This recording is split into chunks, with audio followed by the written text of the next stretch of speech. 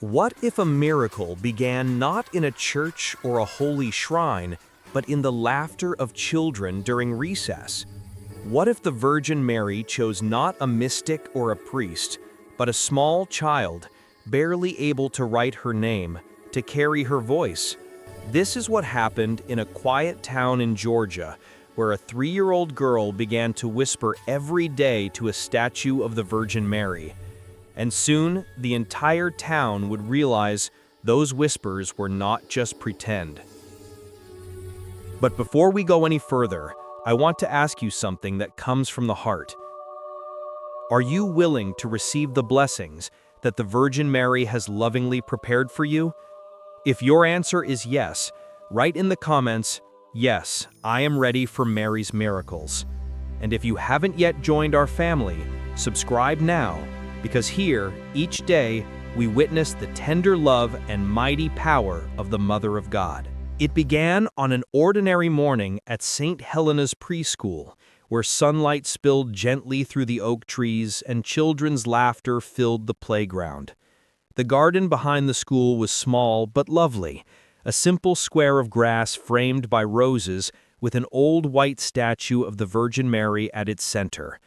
The statue had been there for decades, its paint chipped, its face softened by rain and time. Teachers passed by it daily, rarely stopping. To them, it was a relic, a background piece. But not for Lucy. Lucy was the youngest child in her class, quiet, delicate, with big brown eyes that seemed to see everything. Her teacher, Miss Sarah, often said she had the calmest soul among all the children. While others ran and shouted, Lucy would stand near the statue during recess, her tiny fingers tracing the edge of Mary's robe, murmuring softly as though speaking to an invisible friend. At first, no one thought much of it. "Children have vivid imaginations," Miss Sarah said, when Lucy's mother Anna asked about it. "She probably likes the statue. It makes her feel safe." Anna smiled. "She does that at home too. She says, 'Mama, the lady told me to pray for you.'" Both women laughed gently. It sounded like the kind of sweet, innocent thing any child might say. But innocence has a strange way of carrying truth. A few weeks later, on a warm Friday afternoon, Miss Sarah organized a small birthday party for one of the students, a girl named Emma.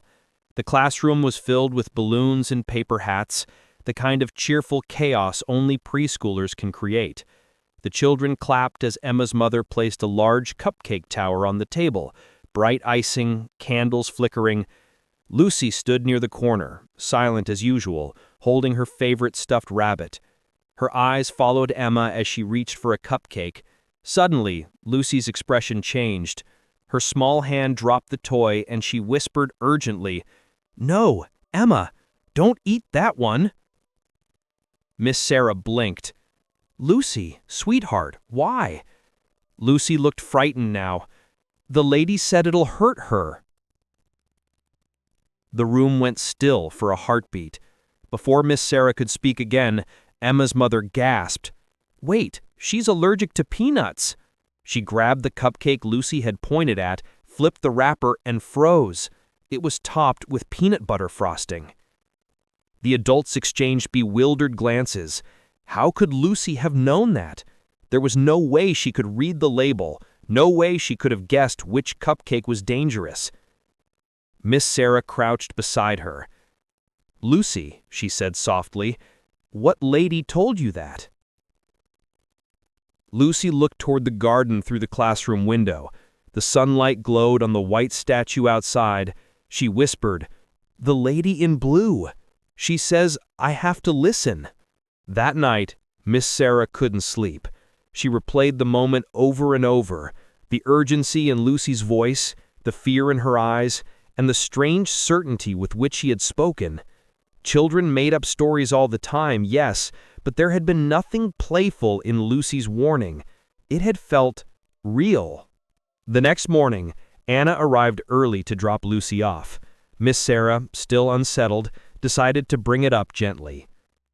"Lucy saved Emma yesterday," she said, watching the little girl skip toward the playground. "She knew about the allergy before anyone said anything." Anna's smile faded. Lucy's been saying odd things at home, too. Last night she told me my grandmother was sick. I called her just to check, and my mother said she's been having chest pain for days, but didn't want to worry me. Miss Sarah stared. You think she could have overheard? Anna shook her head. She hasn't seen her grandmother in weeks. Both women looked out the window again. Lucy was in the garden, standing before the statue as sunlight bathed her small frame in gold. She tilted her head upward, lips moving softly in soft conversation. It was beautiful and unsettling. Later that week, something else happened. During art class, Miss Sarah noticed Lucy drawing. Not flowers or animals like the other children, but a woman in a flowing blue dress surrounded by light. The child used the brightest crayon in the box to draw a crown of stars above her head. "That's the lady," she said simply. "She talks about love. She says we should pray more." Miss Sarah felt a chill despite the warmth of the room. "What does she say to you?" "She says Jesus loves everyone, even when they forget him." That afternoon, after class, Miss Sarah walked out to the garden alone. The air was still, the sound of cicadas soft in the distance. She stopped in front of the statue. The Virgin's eyes, carved in faded gray, seemed to look down at her with quiet mercy. She felt foolish even thinking it, but she whispered anyway, "Are you really speaking to her?" A breeze stirred the roses. The leaves rustled faintly, though no wind had been forecast. Miss Sarah exhaled, half a laugh, half a sigh. "I'm imagining things," she murmured. But then she noticed something on the ground near the statue's feet. A single, fresh white rose. The school gardener never planted white roses, only pink and red. Miss Sarah knelt, her heart pounding. "Whew, whew!" No answer, only the faint scent of something sweet, like rain and candle wax. That night, Lucy told her mother again. "The lady in blue says you must not be afraid." Anna smiled gently. "Afraid of what, sweetheart?" Lucy hesitated. Her voice dropped to a whisper. "Of what's coming. But she said love is stronger." Anna froze. "What do you mean, what's coming?"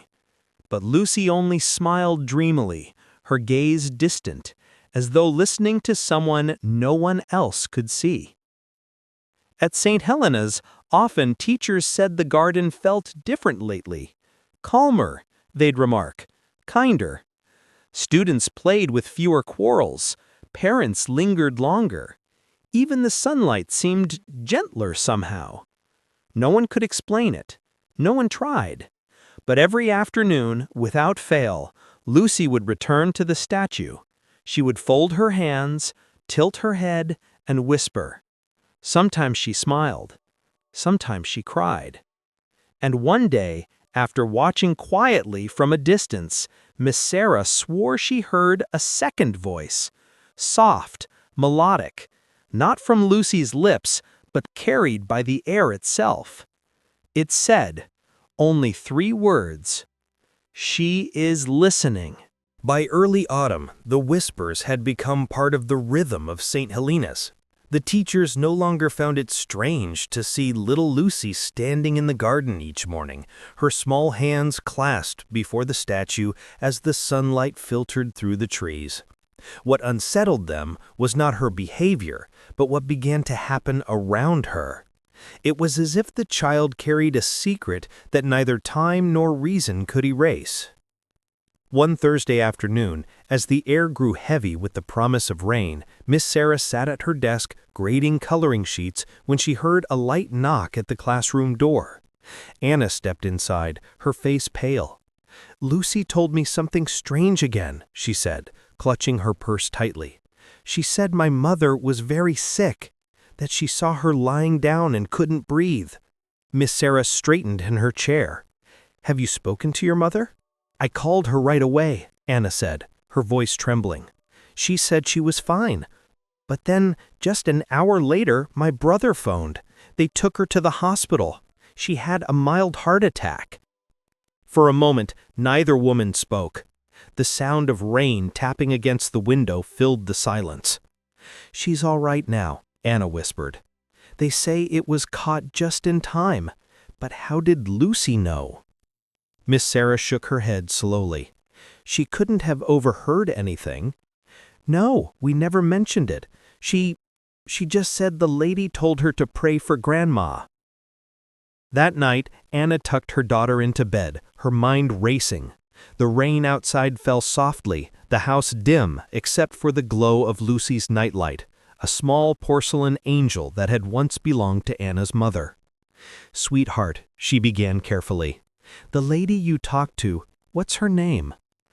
Lucy looked thoughtful. "She doesn't say her name, but she wears a blue dress and a white veil. She smiles all the time." Anna felt her heart tighten. "And what does she say to you?" "She says to love people and to pray for the sad ones. Mama, she says sometimes people forget that God can still hear." Anna swallowed hard, brushing a strand of hair from her daughter's face. "And how do you hear her?" Lucy smiled faintly. "In here." She touched her chest. "Not here," she pointed to her ear. Anna sat on the edge of the bed for a long time after Lucy fell asleep. Outside, thunder rumbled faintly in the distance, and for the first time in years, she folded her hands and prayed, not out of duty, but out of need. A few days later, Miss Sarah noticed Lucy had begun arriving earlier than usual, even before most of the teachers. When she asked Anna about it, the mother smiled nervously. "She wakes up before sunrise now. She says the lady wants to meet her when the world is quiet." So the teacher decided to see for herself. One morning, Miss Sarah arrived before dawn, her breath visible in the cool air. The sky was still a deep blue, the horizon blushing faintly with the first light of day. She walked to the garden expecting to find it empty, but there was Lucy, already there, kneeling before the statue. The child was completely still, her little hands folded, her head bowed. The soft sound of her voice carried through the silence. "She says you love us even when we forget. She says the light never goes out." Miss Sarah's eyes stung unexpectedly. She stepped closer, not trying to disturb the moment. The garden seemed to glow faintly, though the sun hadn't yet risen. Then Lucy turned suddenly and looked at her teacher, not startled, not afraid, just calm. "She says you should stop worrying," Lucy whispered. "The baby will come." Miss Sarah froze. "What did you say?" "The baby," Lucy repeated gently. "The lady said your baby will come soon." A shiver ran through Miss Sarah's body.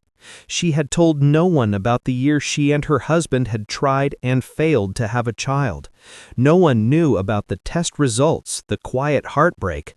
She hadn't even spoken of it aloud in months. Her throat tightened.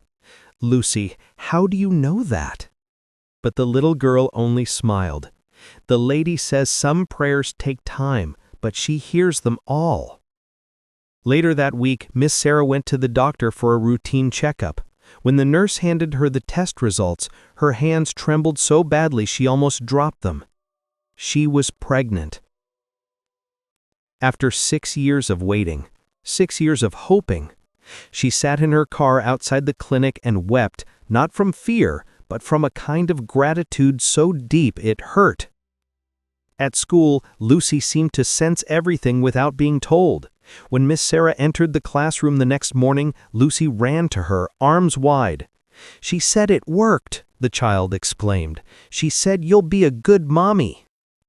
Miss Sarah knelt down and hugged her tightly, her eyes wet.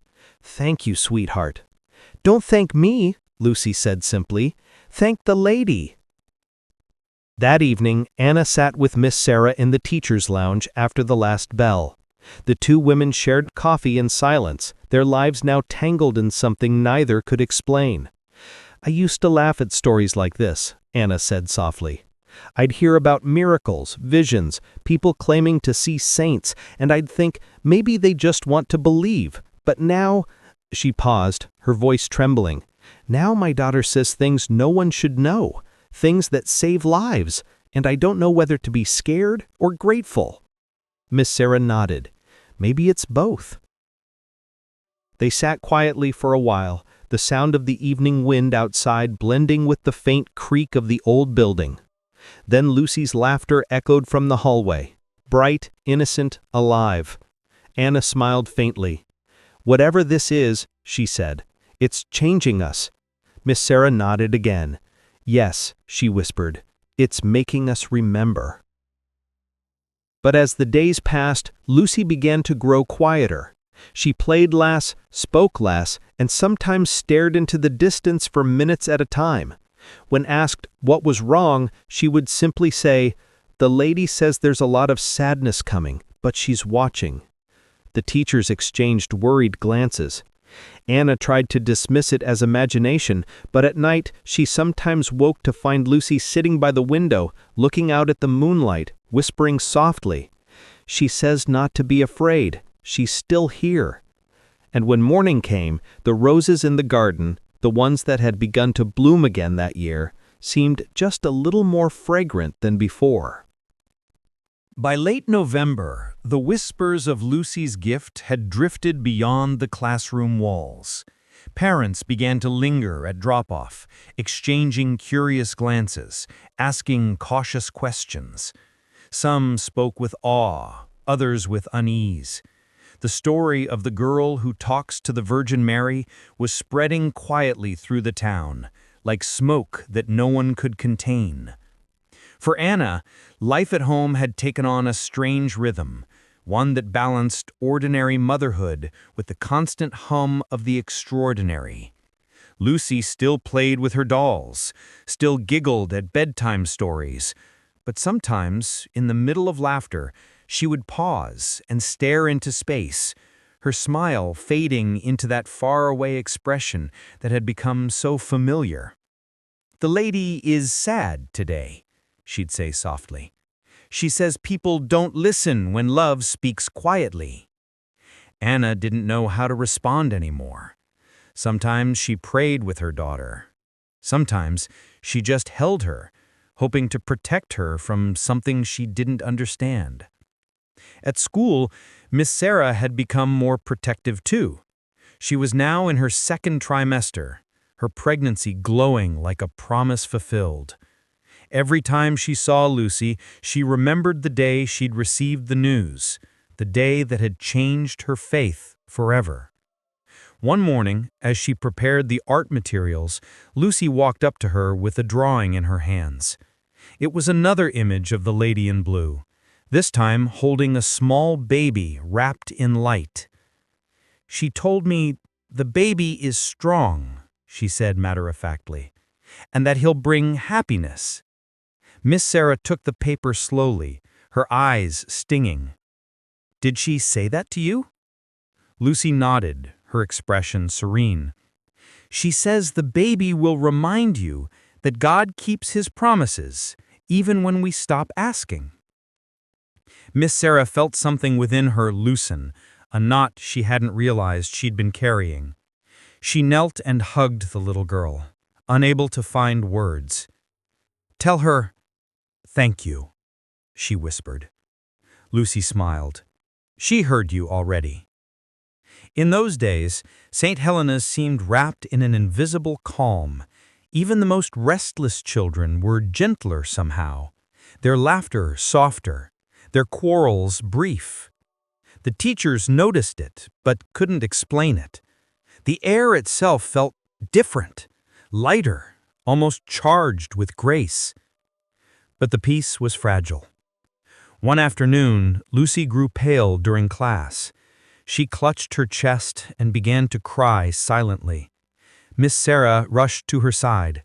"Lucy, sweetheart, what's wrong?" Through her tears, the child whispered, "The lady says she's carrying something heavy. She's praying for many people all at once. It hurts her heart." Miss Sarah held her close until she calmed, stroking her hair. She could feel the tiny heartbeat against her palm, fast, frightened, yet steady.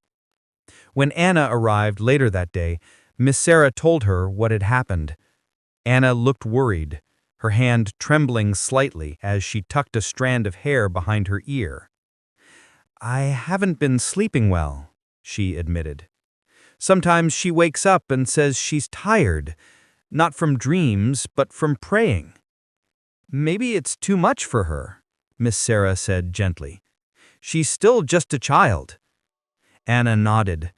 "I've tried telling her that, but she always says, 'The lady needs me to listen.'"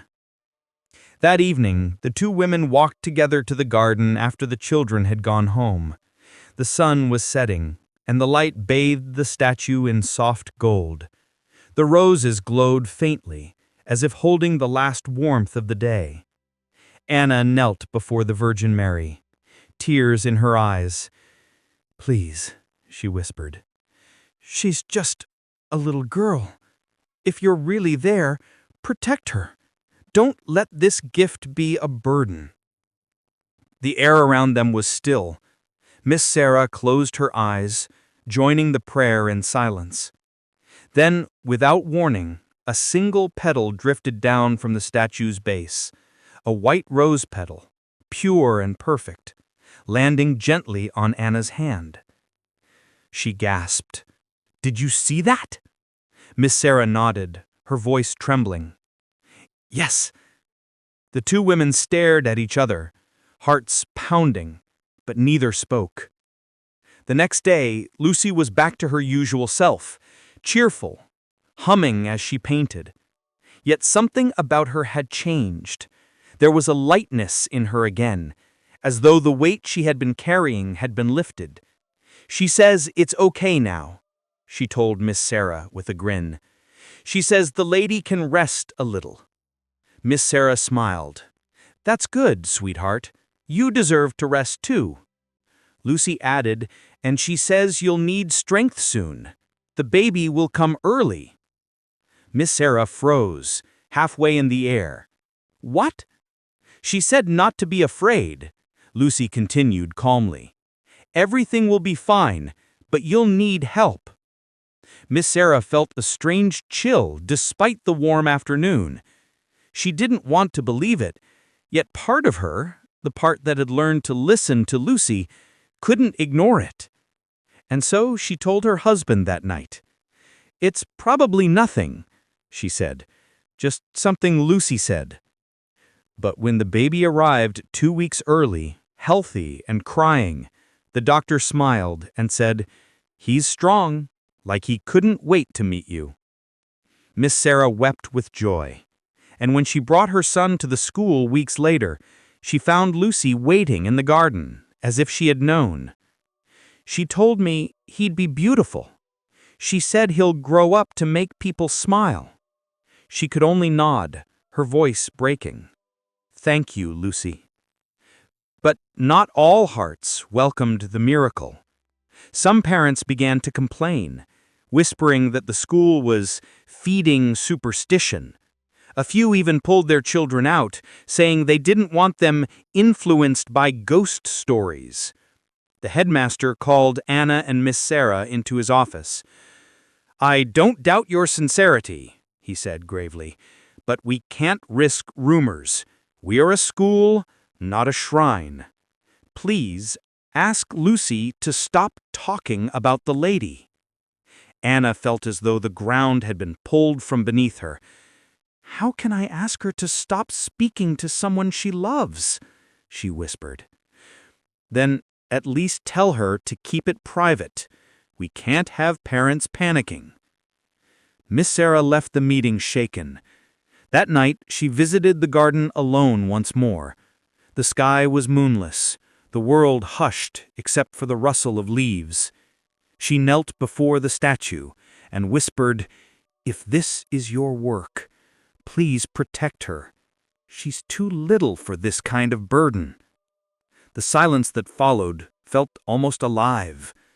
Then a soft wind brushed her face, and the faint scent of roses filled the air. She took that as an answer.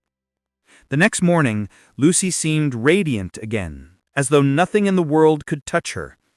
When Miss Sarah asked if she was all right, she simply said, "The lady told me that even if people don't believe, love still works." Then she skipped off to play, her laughter ringing through the courtyard. Bright, fragile, holy. And Miss Sarah, standing by the window, knew that whatever was happening was only beginning. By early spring, the whispers surrounding Lucy had transformed into something larger than rumor.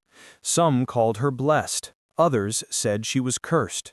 The news had reached nearby parishes, and more than once strangers were seen lingering outside the school gates, mothers clutching rosaries, old men pressing their palms together as they gazed at the small girl in the playground. St. Helena's, once a quiet place of crayons and laughter, now carried a tension that neither prayer nor logic could dispel. Anna tried to shield her daughter from it. "Don't talk about the lady at school, okay, sweetheart?" she said one morning, tying Lucy's hair into a neat braid.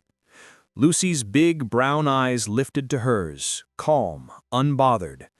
"But Mama, she still talks to me."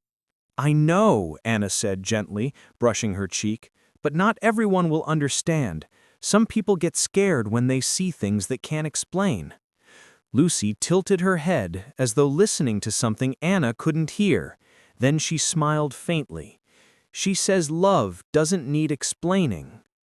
Anna froze for a second, not at the words themselves, but at the way Lucy said them, softly, knowingly, with a wisdom no 3-year-old should have. That same week, something strange happened. It was a Tuesday afternoon, cloudy and heavy with the smell of rain.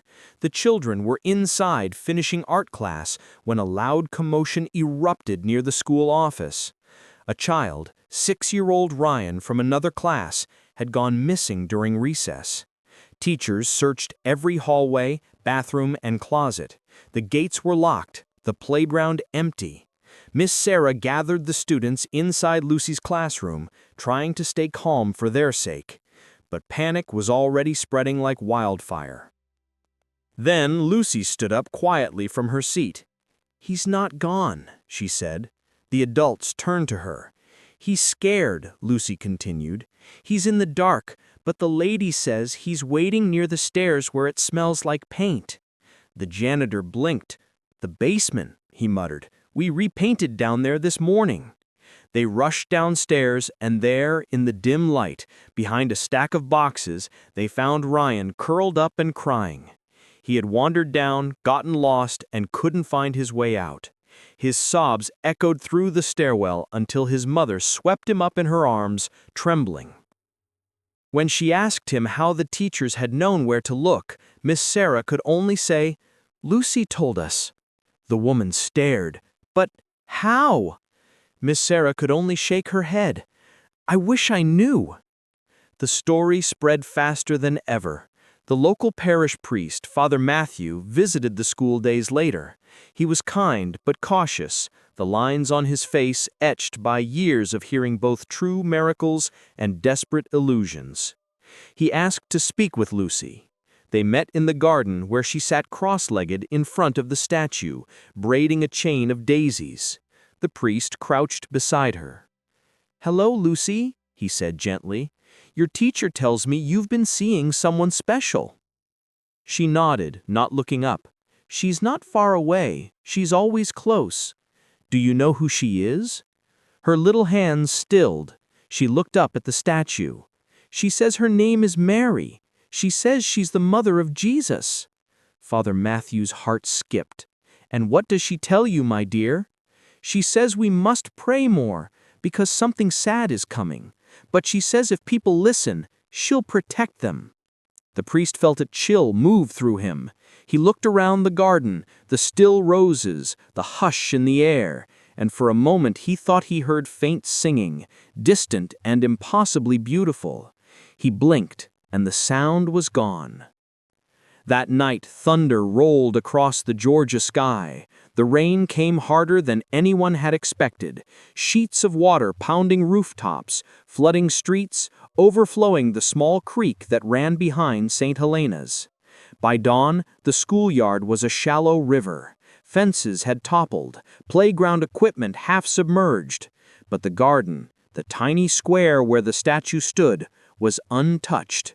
Not a single petal disturbed, not one drop of mud staining the white marble. When the janitor saw it, he crossed himself 3 times and whispered, "It's not natural."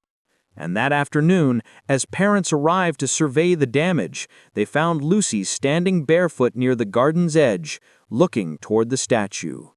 "She said she would protect it," the child murmured, eyes wide. "She said she can stop the water when hearts believe." Anna pulled her daughter close, trembling. "Lucy, you shouldn't say things like that." "But it's true, Mama," Lucy whispered, her small hand gripping her mother's tightly. "She told me." The following Sunday, Father Matthew held a special mass. The church overflowed with people, teachers, parents, and even hospital staff who had heard about the girl in the flood. The priest spoke of faith, of miracles hidden in the ordinary, and of the humility to believe when reason falters. "God still speaks," he said softly, "sometimes through the voices we least expect." Lucy sat in the front pew beside her mother, swinging her legs, her gaze fixed on the statue of Mary above the altar. When the priest lifted his hands in blessing, Lucy smiled, and a small gust of wind stirred the candles, though every door and window was closed. The flames flickered, but did not go out. Miss Sarah, watching from the choir section, felt goosebumps rise on her arms. She looked at the child, and for just a heartbeat, she thought she saw light shimmer around her, faint but real, like sunlight through water. After Mass, Anna took Lucy's hand as they walked home.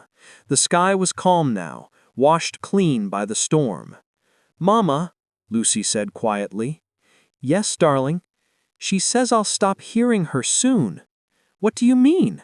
Lucy's voice was soft, almost a whisper. "She says I've done what I needed to. The rest is for other people now." Anna's throat tightened. "Does that make you sad?" She shook her head. "No.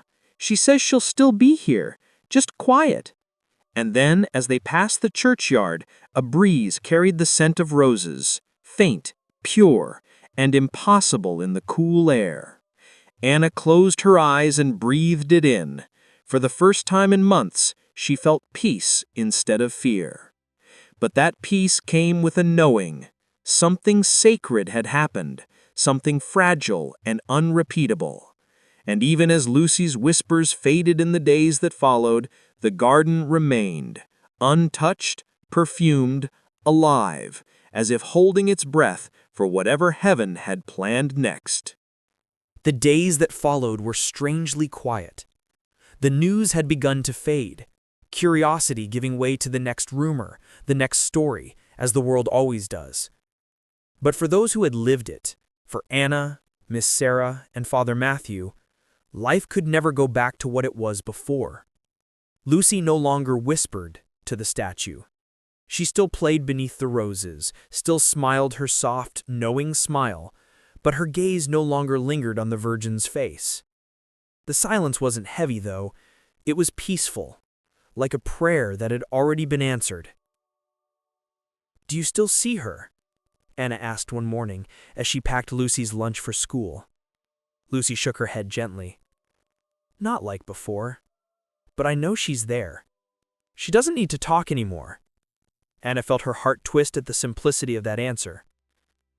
"Do you miss her?" Lucy thought for a moment. "No," she said finally, "because she said she'll be with me forever, even when I grow up and forget what her voice sounds like." Anna turned away quickly so her daughter wouldn't see the tears in her eyes. At school, Miss Sarah noticed it too, how the girl's stillness had deepened into something almost radiant. Lucy laughed more freely now, chasing butterflies with her classmates, her bare feet leaving light prints in the damp soil.